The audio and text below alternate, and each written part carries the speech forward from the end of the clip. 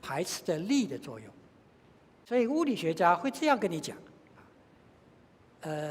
其实你并没有坐在椅子上，你是一团原子漂浮在椅子上，你跟椅子中间是有点距离的，你并没有真正贴在椅子上。所以这个人这个身呢，这个既然只是一团原子，还有什么好执着眷恋的呢？因此佛家说啊，身不是我，身是我所，身体不是我的，也不是我，我寄居在这个身里面。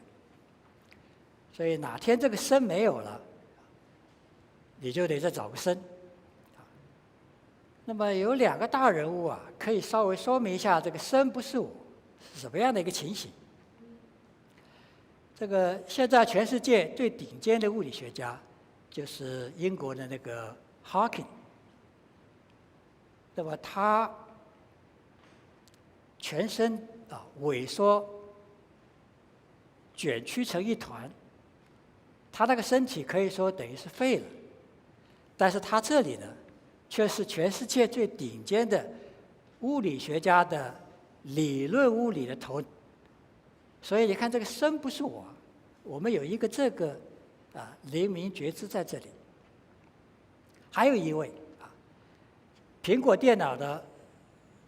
创办人贾伯斯，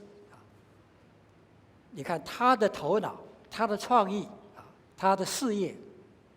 正在巅峰的时候，他本人他这个人一点问题都没有，可他这个身体要走了，他完全当不了。所以身不是我，世上一切的一切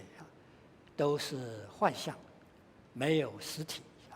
全是影尘。既然科学家发现了山河大地、宇宙万有全部都是基本粒子所组成，大家不晓得，一直到最近的最近，那么科学家才找到并确认，让基本粒子聚集产生质量的玻色子，所以给它取了一个外号叫上帝粒子。从这个名称